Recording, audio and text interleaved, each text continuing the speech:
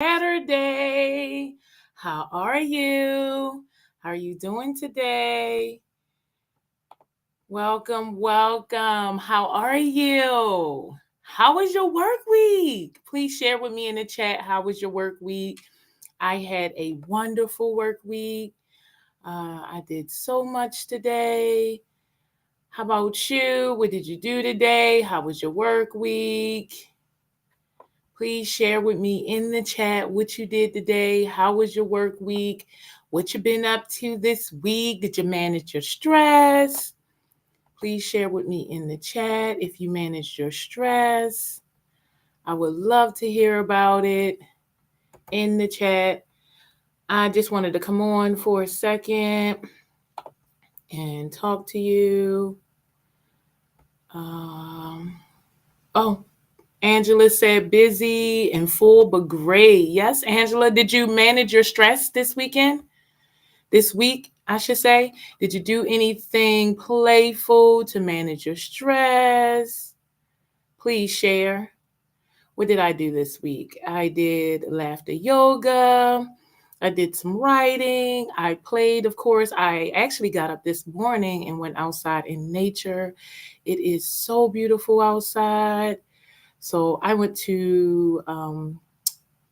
around the park this morning to kind of ground myself. So yes, please share with me in the chat. What did you do to manage your stress this weekend?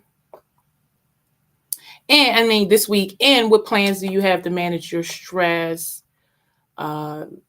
this weekend? What are you doing this weekend to manage your stress? I am going out to hang out with the family this weekend. What are you doing? You just rested when I needed it. That is always a good technique to rest when you need it. Rest is so important. We forget, right? We're so busy. We live in a culture where we're just busy. We run. And we forget that rest is just as important, right?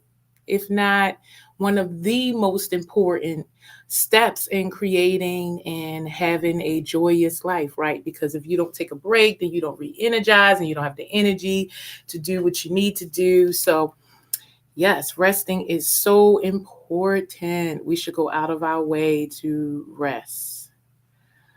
Okay. We have about 6 minutes. So what I did was I recorded this, Angela. I can't really see who else is here with us. So please share with us in the chat. This is a roll call. Share if you're here, put where you're from and where you currently live. So let's do a roll call in the chat because I cannot see who's here. I do not want to talk at you all. I am going to be active in the chat. I pre-recorded most of the sessions so that I can be active in the chat to answer any questions so that we can have engaging conversations, so we could build community in the chat.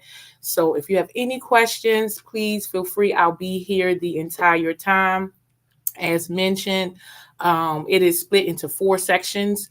And I will be in the chat the entire time. They are all pre-recorded. We are using the Pomodoro technique. So we will do 25 minutes. It's split into education, training, and then practice. So we'll do 25 minutes of each session. We'll take a 5-minute break to stretch, to get some water, go to the bathroom, and then we'll come back. The first 25 minutes is more education, but then after that, we have a little bit of fun. We play, we enjoy ourselves. I want you to bring your childlike energy. I want you to really enjoy yourself. I am going to give you a lot of vital information. We're going to have fun doing it. This is an adaptation of my Stress Management FUNshop that I do in person in Raleigh every 3rd Saturday of the month. This is my 3rd time doing the virtual version of it. So this is me trying to do a virtual version of what I do in person. So as fun as you're going to have today, we're going to have some fun if you stick around, especially towards the end.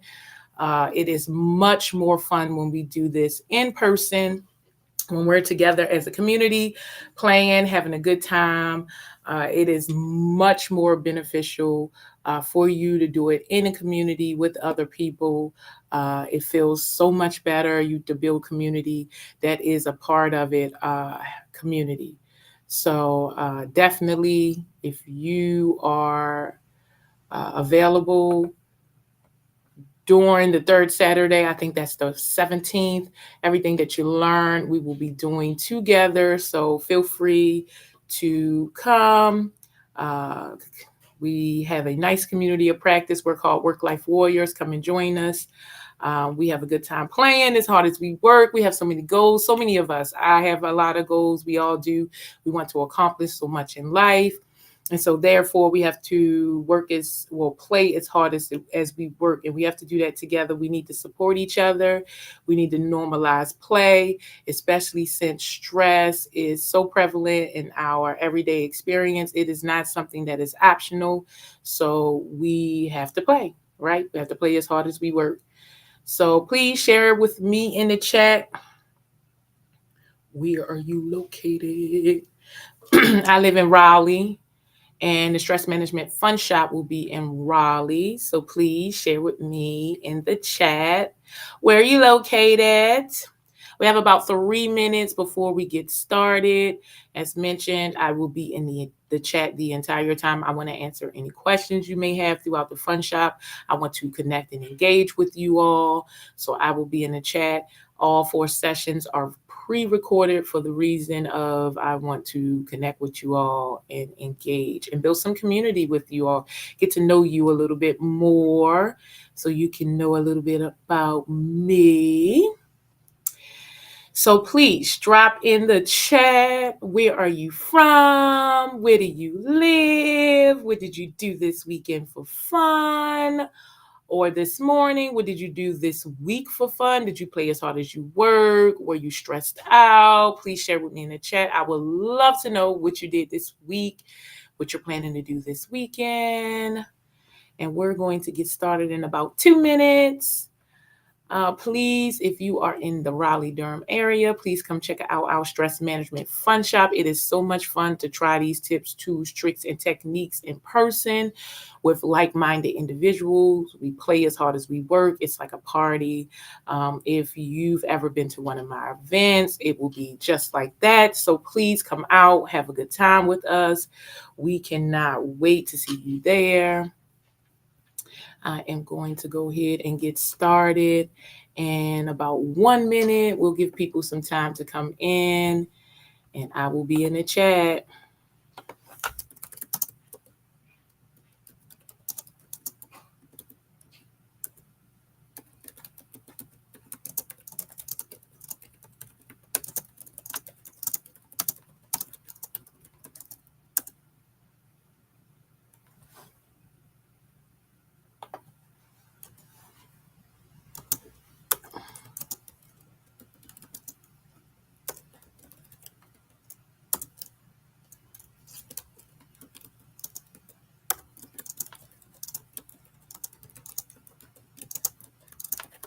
All right, share with me in the chat. I put in the chat some questions. So it looks like it is 10 o'clock. We will go ahead and get started. It is Saturday. I want to respect your time.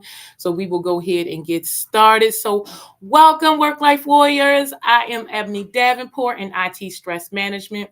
I show people how to utilize fund management solutions to decrease stress and counter burnout so that we're happier, healthier, and well-balanced. I use over 75 tips, tools, tricks, and techniques to manage stress.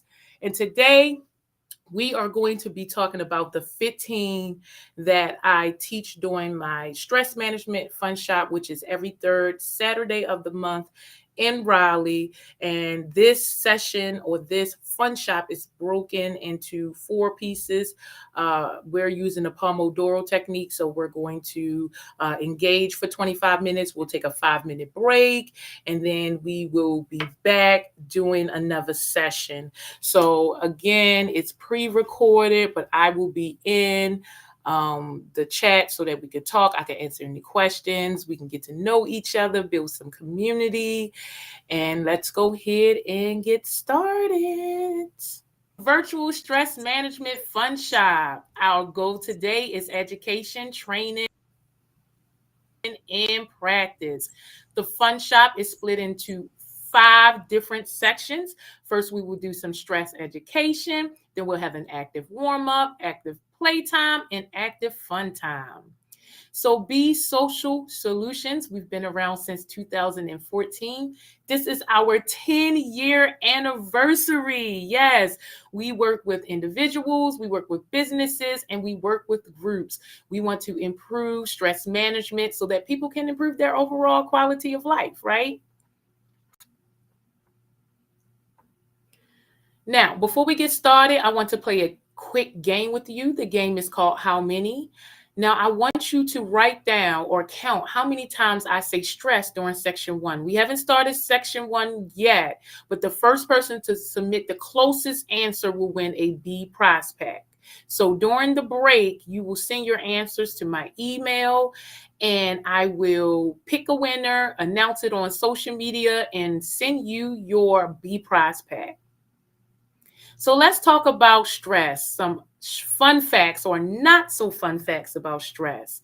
So stress produces cortisol, which is the stress hormone, and the long-term activation of cortisol creates chronic disease and illnesses in the body.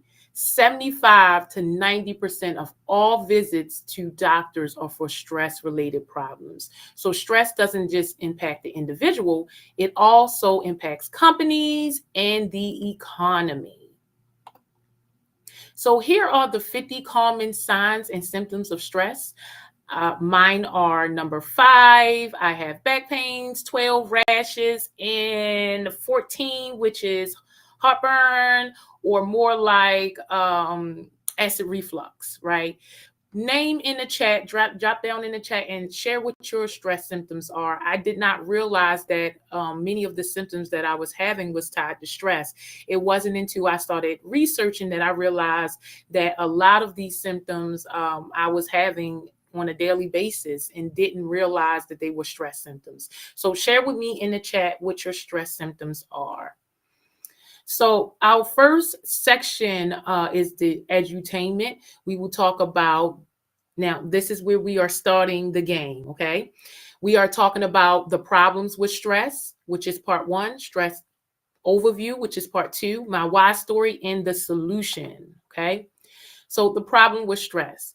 The problem with stress is that there's a lack of education with stress. Stress is normalized. We think that we are powerless. We think that we are effectively managing stress, and our environments produce so much stress, right? What is your problem with stress? Out of these 5, what would you say is your problems? Or if you have more than one. So what is stress? We'll talk about the stress types, the process, and how stress occurs.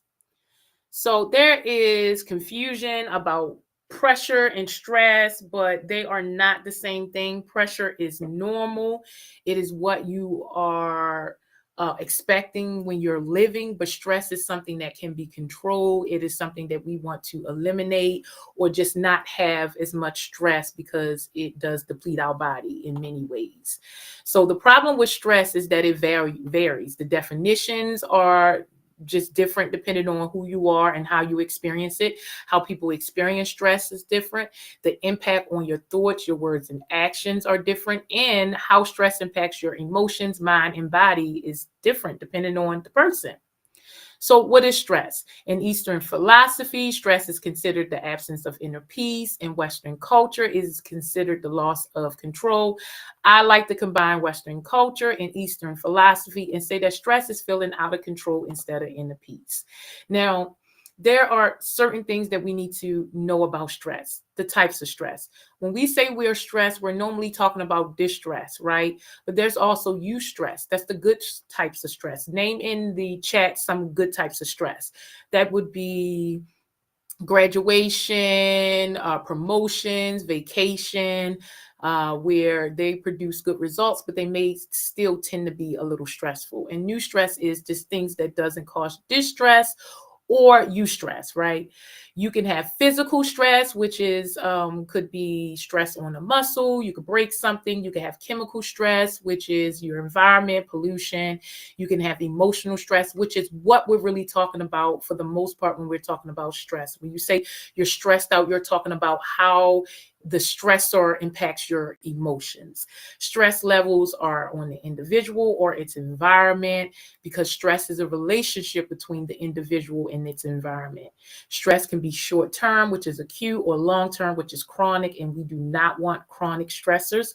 There are three types of stress: cataclysmic phenomenon, personal stressors, or cataclysmic phenomenon are like, of course, hurricanes, natural disasters on a large scale. Personal stresses would be like health or death, things like that. Daily hazards are the stressors that we need to talk about that occur every single day. They are traffic, children, work, finances, marriage, relationships, anything that you have to deal with every day that cause stress, whether it's distress or eustress. Now, stress is a process, and it happens in three stages. So it doesn't matter what type of stress, it is a process. First, a stimulus catches your attention. You appraise it. So you look at what you see and you think about what you believe. From there, you go into coping. So you think about how you think and what you feel, and then you adapt. And that is based on what you see and do. So appraisal is taking into account everything that you know, everything that you experience, all of the resources that you have. It's taking the time to evaluate whether this potential or this stimulus has the potential to be dangerous or not, right? So it is all of the information that we gathered up into this very moment for us to make a quick decision on whether we should run, whether this is a threat, whether it is not. So appraisal is the first step, and it's very important. So our resources determine whether we think something is stressful or not stressful, depending on how many resources you have. If you don't have a lot of resources, and for instance, you don't have a lot of money and your tire bursts, right? What are you going to do? It will be a stressor if you don't have money to replace the tire, if you don't have friends to come and help you, or the resources to get someone to change it for you. But if you have unlimited resources, or you have a lot of these resources, your tire bursting may not cause even a hiccup in your day, right? So it just depends on what your resources are. So perception is what you decide about what you see. So do I perceive this to be a threat, or do I perceive it to be harmless, right? So if it feels threatening, then we fear that we're losing control, or we expect that we're going to lose something, right? So it's fear and loss. If we look at something and perceive it to be good for us, then we go, oh, it's a challenge. I have adequate resources. I'm curious. I'm optimistic about what I can gain from that thing, right? So they've done many experiments on stress, but the one that we want to talk about is two actually, but the one we're talking about right now is we wanted to know if your mindset about stress matters, right? So they did an 8-year long study with 30,000 adults. They wanted to know if what you think about stress matters. And the results were that the people who experienced much stress and thought it was bad for them had a 43% risk of dying, right? People who experience much stress and did not view it as a bad thing had the lowest risk of dying, even lower than those who experience little to no stress at all. So what that is telling me is stress alone is not bad for you, because not having no stress doesn't guarantee that you live a longer life. But what we do know is having too much stress and thinking it's bad for you, it harms your body. It's detrimental to your body. But knowing that you are built for stress and stress can make you is the key factor in making sure that it doesn't deplete your body. Coping is how we deal with what it is that all of that we know and decide what we're going to do. So for instance, if I think that this situation is not harmful, what do I do in this situation to make it not be a stressor, right? Am I changing my emotions behind it? Am I confronting the problem? Coping is very important because in certain situations, you may can only use one, right? If you have a problem at work, sometimes you can only focus on changing your emotion behind whatever the stressor is, right?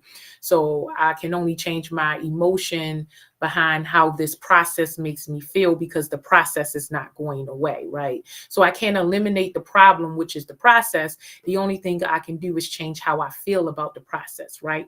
Sometimes we can use both. Sometimes we can change how we feel and the problem itself, right? But coping is so very important because we need to figure out which one and or both we can use to make sure that we are adaptively coping to stress, right? Not just kicking it under the rug, ignoring it, avoiding it, distracting ourselves from it, but actively coping, right? So another experiment was the mind over matter. They wanted to know if you told people that stress is good for you, does it improve how you work under stress? Now, obviously, it does because we just talked about it in the first experiment. So they re-educated participants to think that stress is good for you. So when you feel your hands getting sweaty or your heart racing or you're feeling a little fear, that it's preparing you to do what you need to do. And it's a good thing instead of a bad thing. And when they told participants that, it made them feel less stressed, less anxious, and confident. So in addition to their performance, it changed their physical stress response. So what you think about stress matters. If you think it's bad for you, it won't work for you. If you think stress is building you up, preparing you for your challenges, you will rise to the occasion. So let's talk a little bit about anti-fragility. In general, we tend to think of ourselves as fragile, right? Like a glass. If you drop it, it breaks. You can't necessarily put it all back together. So we tend to move in this world as if we're fragile. A lot of us are moving into developing resiliency, which is kind of like a sippy cup. If you drop a sippy cup, it doesn't necessarily break. You can drop it a couple of times. You would have to really drop it really hard for it to break, but it doesn't get better from being dropped, right? It just doesn't break. What we want to think about stress is it's building out anti-fragility so that when something happens to us, when a stimulus occurs, instead of it just breaking us or we stay the same, that it's actually building us. It's making us better, right? It's preparing us for who we want to be, where we want to go, what we want to do. Anti-fragility is so important when it comes to stress because if we're going to stress anyway, why can't we use it to benefit us, right? So in general, we want to think of stress as a way to build out anti-fragility. The way we perceive stressors, the perception of stress, we don't want to think of it as something that is threatening us. We want to think of it as something that is challenging us, something that can help us stretch, grow, be the best people that we can be. And our bodies is prepared to do just that. And it is why we feel stress, right? Also, with anti-fragility, we want to make sure that what we're doing is building adaptive behaviors, not maladaptive behaviors, right? We want to make sure what we do builds our anti-fragility and it doesn't make us feel like we're fragile because we're not. Stress is really preparing us for what we can possibly do in any given situation. So it's not necessarily a bad thing. So the stress cycle is a sequence, right? It's a stressor, you react, it wears and tears on your body. If you don't react the right way, it reduces your optimum health and it make you more susceptible to more stress. It can just be an autopilot reaction where it just happens to you, or it could be disruptive if you practice mindfulness. So the adaptive stress process itself is either maladaptive or adaptive, right? And we wanted to work in our in our work for our benefit when a stressor happens or when a stimulus happens. We don't want to think of a stressor as something that is depleting us or taking from us, but instead adding to us and building our anti-fragility, right? We want to become better than before. We want to use the stressors to help us grow, develop, and eliminate any behaviors that stand in the way of us, being our best self and using this moment to rise to the occasion.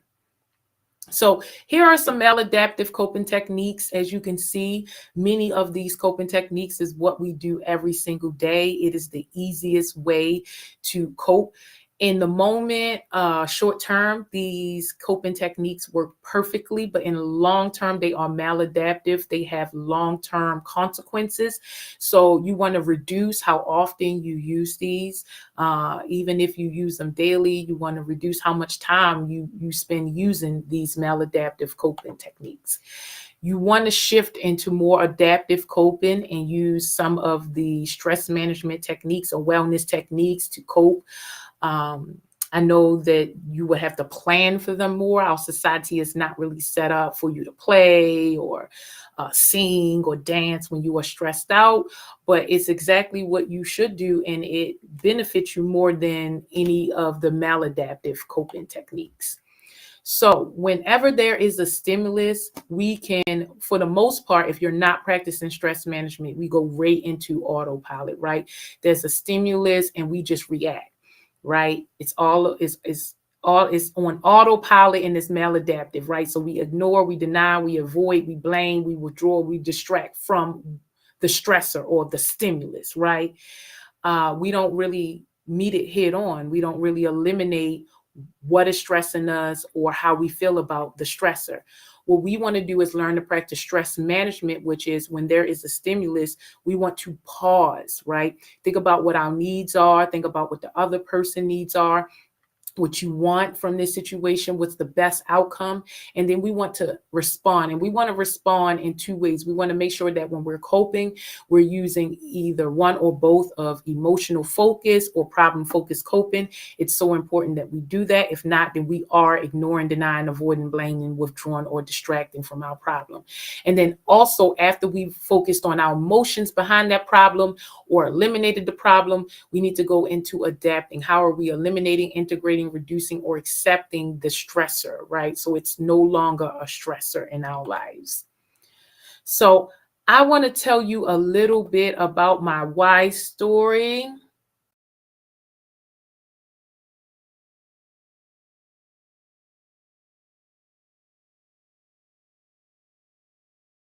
I grew up in Baltimore, Maryland. I watched my family work extremely hard just to make ends meet. To relieve some of my mom's stress, I started working at 14. She rarely had time to prepare a healthy meal, exercise, sleep, or relax. I decided then that I would live differently. Instead, those habits followed me as I worked my way through college. Due to a change in physical activity, eating habits, and poor life skills, I gained over 80 pounds. As I advanced to more prestigious positions, my stress levels increased tremendously. In corporate culture, work could be tedious, repetitive, and overwhelming. Work can be high stress with little feedback, recognition, and reward. I remember being overly stressed from working too hard, and it was never enough. I was constantly criticized and told to do better, but with no guidance or direction for what better is. At work, the supervisor handled stress poorly and lashed out at her team frequently. She was an inexperienced first time manager whose greatest strengths was technical. She didn't possess the human relation skills it takes to manage a team, and the company wouldn't invest in training. The work environment was extremely toxic, and high turnover rates were the norm. On Sunday mornings, I would be depressed thinking about another work week. I despised going into work. I would call out often and showed up late. I started having anxiety attacks every time she opened her door quickly. And by the end of the workday, I was burned out. I knew I couldn't live like this much longer. Corporate culture exposes and amplifies poor stress management skills. I started searching for ways to counter burnout in the RDU area. The available options included movies, happy hour, television, shopping, and social media. These options are short term, low impact, maladaptive stress relievers with long term consequences. They can become distractions and add to the problem. I knew there had to be another answer. So I started searching fun, universal options and solutions to de stress and renew. Through my research, I unpacked the misconceptions about stress. The problem isn't just about stress. No, stress is here to stay. So it is about how we respond to and counter stress. I learned that most of us do not know how to handle the stress that we are under.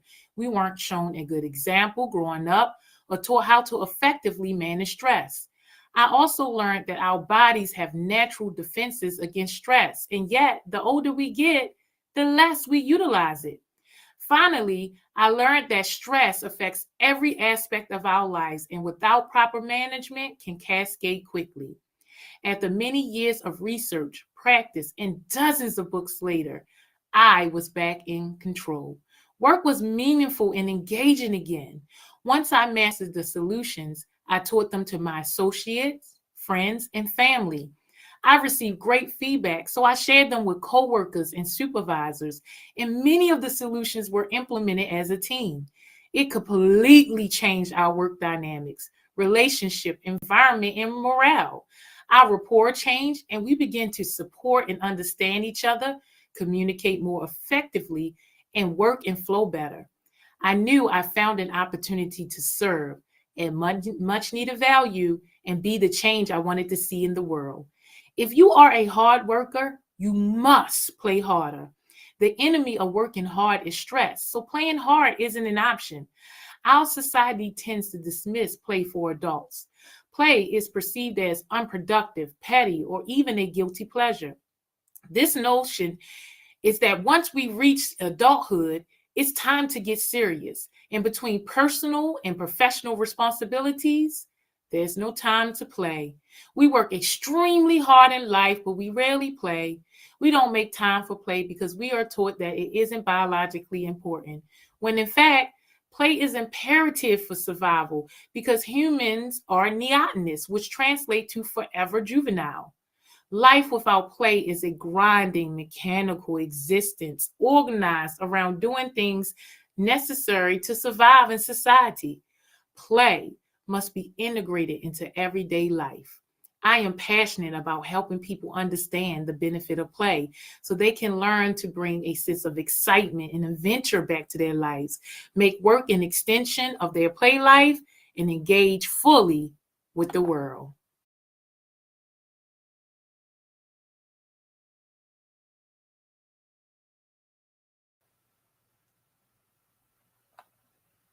And then we are going to get into the solution, which is stress education, stress management training, wellness training, a community of practice,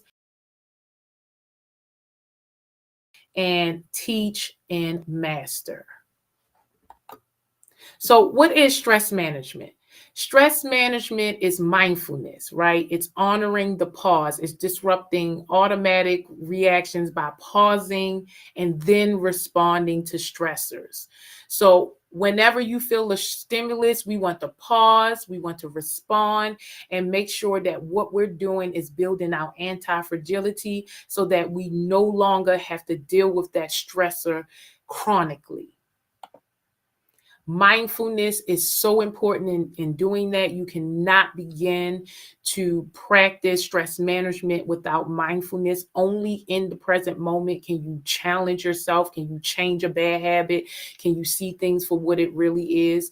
Mindfulness is the only way to interrupt the autopilot behavior, to pause and to respond instead of react.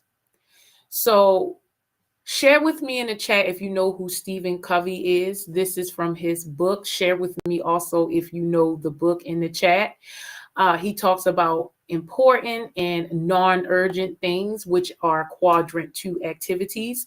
We spend a lot of our time in quadrants 1, 3, and 4, and we rarely spend enough time in quadrant 2, which is so important to the overall quality of our lives, to managing our stressor, to having happiness, wellness, and joy. We have to go out of our way to make these things a priority.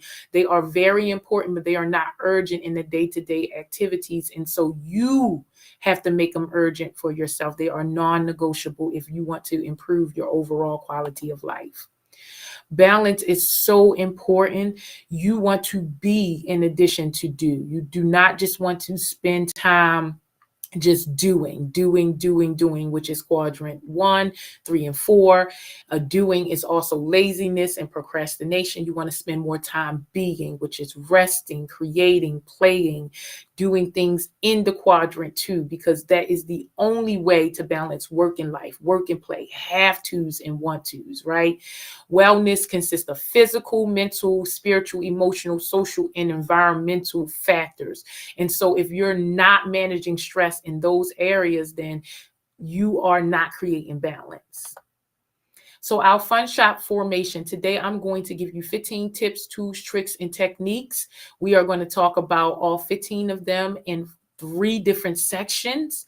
So it is broken down into 25-minute increments. So our first stress management technique is the Pomodoro technique. And it's a technique where you work in 25-minute increments. You take a 5-minute break to recharge and refuel, and then you get back to it.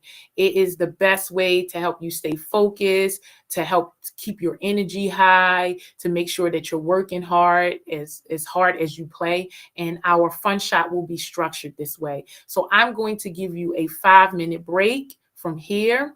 And then what we're going to do is come back and go into our active warm up. Okay. So I am going to count you down and we will be back in 5 minutes. All right, so we are going to take a 5-minute break at 10:30. I am not going to play music this time, but we are going to come back at 10:35. Please make sure you are back. We are going to go into our active warm up, do a little stretching before we begin the play and fun portion of it. So please come back at 10:35 so that we can now start to have some fun since you stuck around and learned some stress education. Also in the chat, please share with me, what did you learn that was beneficial during section 1? Also, go ahead and send me those emails and tell me how many times I said stress to win a B prize pack. I will send it to you, mail it to you. So just send me an email with that answer to info@bessllc.com, and I will go ahead and let you go and see you back at 10:35.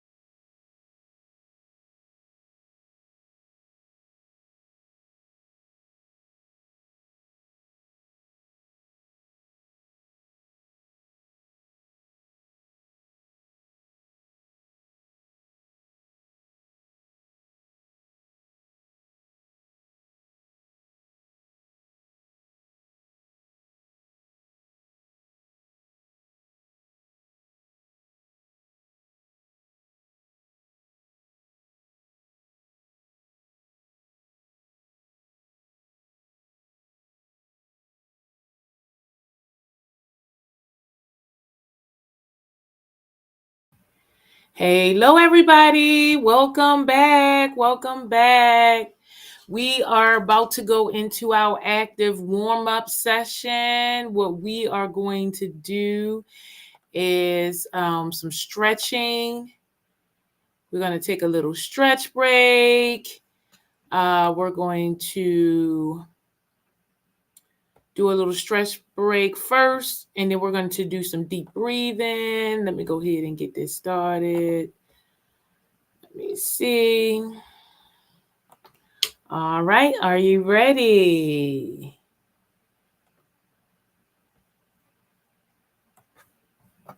Dude, how the heck are ya? I was just taking me a break from my tea and thought I'll do some deep breathing. You want to do it with me? Rad. Deep breathing is how we stick it to the man. Am I right? Breathing is a necessity of life that most of us take for granted. It is something we do without even thinking about it. Yet, it is our life force and so vital to our existence. Stress is feeling out of control instead of inner peace. And when we are stressed, our breathing is the first thing impacted. Our breathing rhythm changes under distress. Poor breathing habits diminish the flow of gases to and from our body, making it hard to cope with stressful situations. Improper breathing contributes to anxiety, panic attacks, depression, muscle tension, headache, and fatigue. If not enough air reaches your lungs, your blood is not properly oxygenated, and your heart rate and muscle tension increases, and your stress response is turned on. An anxious individual usually takes shallow, tiny breaths, moving air in and out via their lungs and shoulders rather than their diaphragm. This type of breathing throws off the body's gas equilibrium. Shallow overbreathing, also known as hyperventilation, can amplify anxiety symptoms by causing more physical stress symptoms. Some of these sensations can be alleviated by controlling our breathing. Once we get really good, all of those sensations can be alleviated by controlling our breathing. Learning to be aware of our breathing by practicing slowing and normalizing our breaths, our mind will become quiet and our body will relax. Breathing awareness and good breathing habits will enhance your physiological and physical well being, whether you practice them alone or in combination with other relaxation techniques like meditation, yoga, reading. When you inhale, the air is drawn in through your nose where it's warm to body temperature, humidified, and partially cleansed. Your diaphragm, a sheet like muscle separating the lungs and the abdomen, facilitates your breathing by expanding and contracting as you breathe in and out. With each breath of air, you obtain oxygen and release the waste product carbon dioxide. When you breathe, there are two types of patterns. Normally, most of us practice chest or thoracic breathing. It comes from being told to sit up straight, put your shoulders back, suck in your stomach, and that forces you to practice shallow chest thoracic breathing. It is also associated with anxiety and other emotional distress. It is common in people who wear restrictive clothing, live sedentary lifestyles, or stressful lives. Chest breathing is shallow and often irregular and rapid and can cause hyperventilation. Many of us are breathing this way because how we've been taught to walk around. Abdominal or diaphragmic breathing is how we breathe naturally as babies or sleeping adults. The air is drawn in deep into our lungs, and as we exhale, the diaphragm contracts and expands. Our breathing is even and non-constricting, and the respiratory system can do its job of producing energy from oxygen and removing waste products. So let's take a poll on how you're breathing. So let's just take a second and sit back, plant your feet, and see if when you breathe, does your shoulders and chest move more than your belly? So diaphragmic breathing will look more like this. Yeah, my shoulders are barely rising. because I'm breathing in through my belly. Chest breathing looks more like this.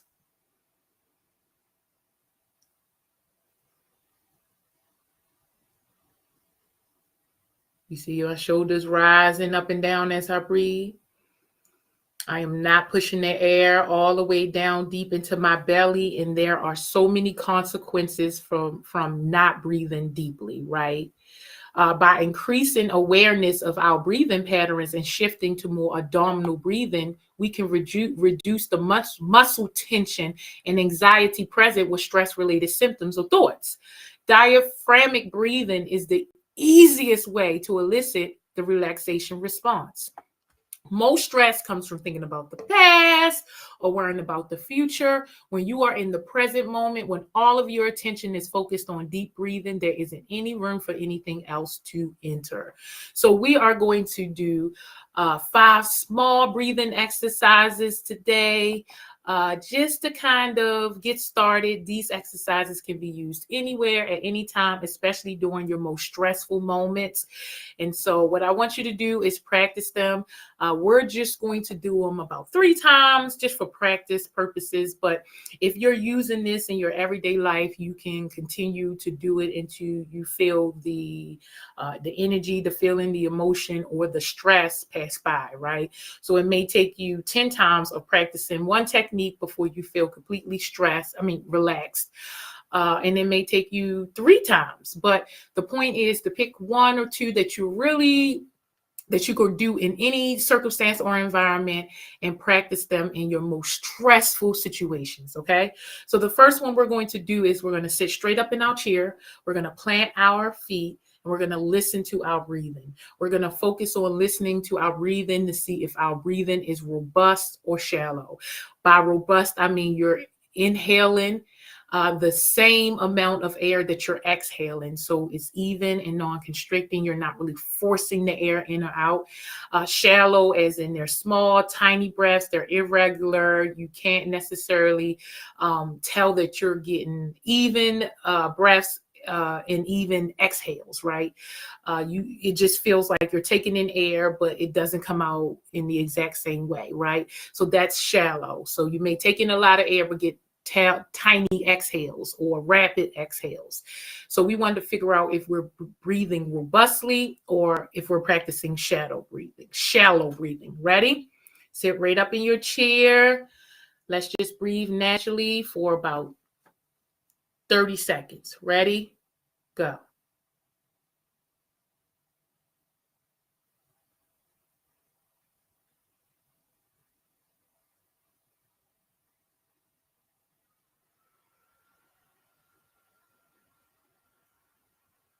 Are your inhales as long as your exhales?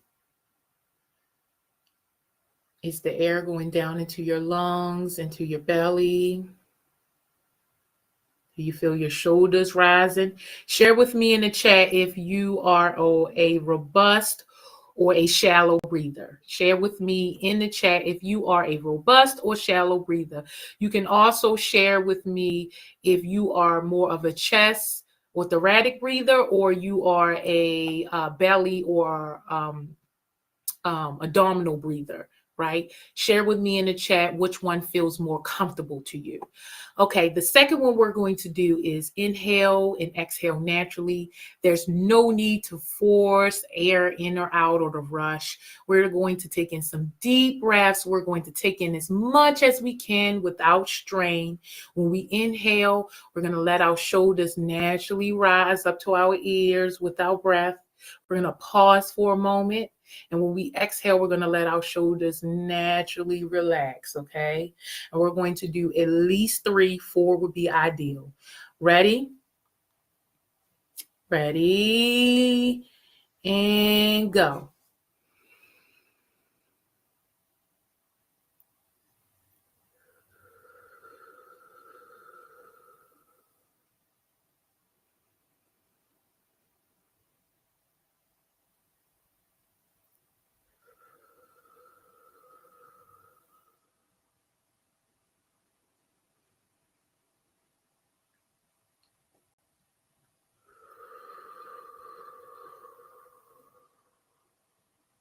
One more, make it a big one.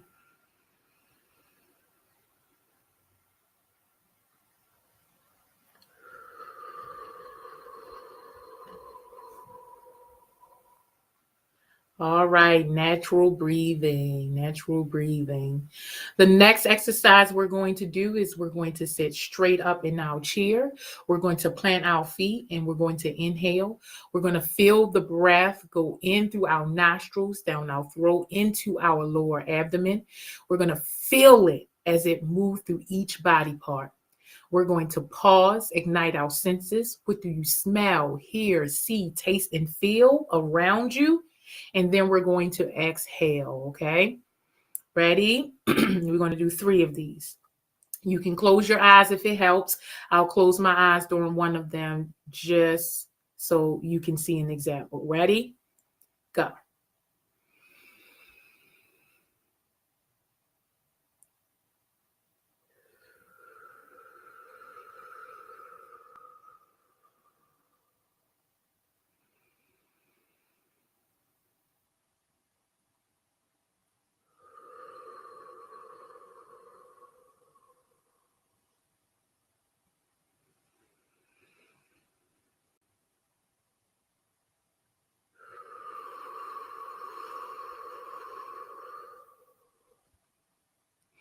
I smell Caribbean rice.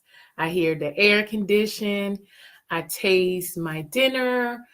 I feel a little cold. It's a little nippy in here. Please share with me in the chat once you ignited your senses. What do you smell? What do you hear? What do you see? What do you taste? And what do you feel? Of course, I see the computer. I'm looking at your beautiful faces. Share with me in the chat. How do you feel once you ignite your senses? And what do you see, smell, hear, taste, feel? Okay. The 4th exercise is we are going to sit comfortably in our chair. We're going to breathe in through our nose only. We're going to feel our belly all the way up. We're going to pause when you cannot breathe anymore. And then we're going to release the air with a big sigh, okay? We're going to do this 3 times. So we're breathing in through our nose only. We're filling up our belly all the way up with air. When we can't intake any more air, we're going to release with a big sigh. Ready? Go.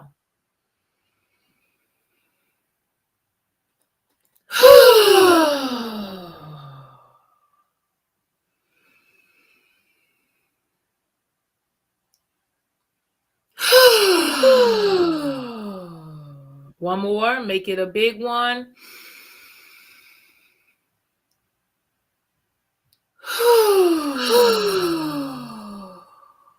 Perfect.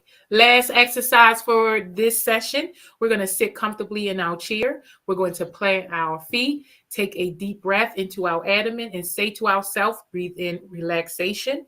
We're going to pause and ride the moment. What are we thinking and feeling? Any tension in our body? Pause for a second. Exhale deeply from your abdomen and say to yourself, breathe out tension. Pause again before you inhale. Take inventory. How are you thinking and feeling? Any releases in your body? We're going to do it 3 times, okay? So this is a matter of breathing in relaxation, searching for any place in your body that is not relaxed, breathing out that tension, and then thinking about how you feel in the moment, okay? And we're going to do that 3 different times, okay? You ready? And go.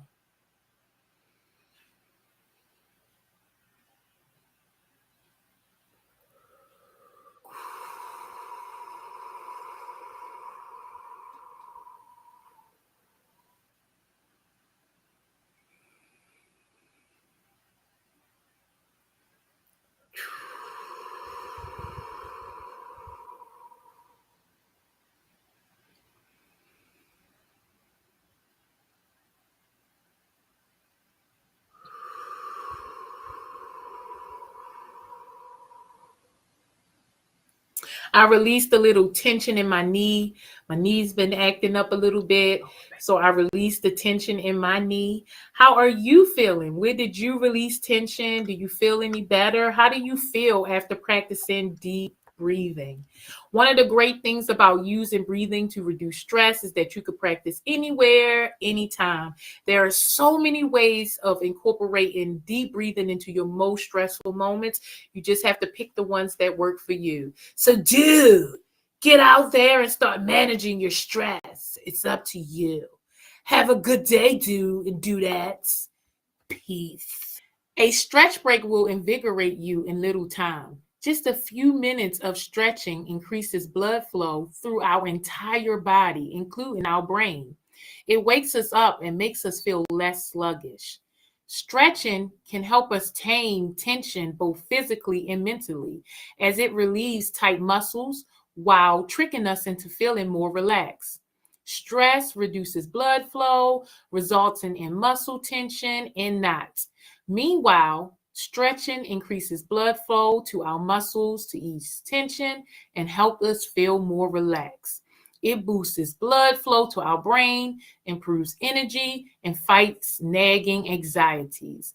Static stretching before bed will help relieve some tightness or cramping that we may feel the night before or during the night. We are going to do some stretching in a chair. It is best to try to stretch standing up.